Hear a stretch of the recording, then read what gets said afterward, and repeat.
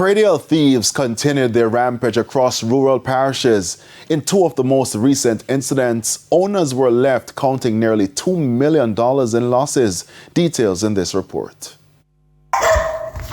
The sound of barking dogs overpowered the bleating goats, drowning every other sound. But now the farm is 41 goats quieter and he's 41 goats poorer. Predial thieves struck, leaving him a broken man. His pen and farm ransacked. Evidence intruders ran riot while he slept between late January 22 and early morning January 23 and made off with 35 goats. The 72-year-old showed us the containers from which he used to treat the animals for worms. Proof, he says, these animals should not be eaten and won't be ready for market until another 3 weeks. Persons are therefore being urged to be careful who they purchase goat from in Manchester or surrounding parts in the next few days. Mr. Gilbert Palmer now plays the role of farmer and parent to the few remaining goats, including these small ones. With their mothers gone, he feeds them from nursing bottles to help keep them alive. The man them say get the goat them tag, because through the goat them not tag the man them a thief them hard. Them not them can take them and go away when them not tag. We need a passport for the goat them.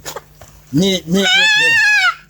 To make matters worse, the farmer said just the week before, thieves made off with 6 of his goats, running his losses to 41 heads of goats in total and over $1 million Jamaican dollars. He now only has 20 goats remaining, and he now has to watch them like a hawk to preserve what remains of his livelihood. Over in St. Elizabeth, a similar act of theft. This time, the Predial larcenists struck at the Sydney Pagan STEM Academy. They made off with 7 goats, animals that help to subsidize meals at the school as well as used in agricultural studies. The principal, Milbert Miller, said the armed criminals fired shots to scare off security personnel while they made off with the animals valued at $500,000 Jamaican dollars. The bullet marks to this water tank proof of the daring act. We are disappointed to know that it is the 3rd occasion on which the school has been targeted. And right now, if we should sum up cumulatively all the losses, we are about $1.5 million and climbing. At this time, we have suffered such a great loss during the hurricane, and we are saying we are trying to rebound.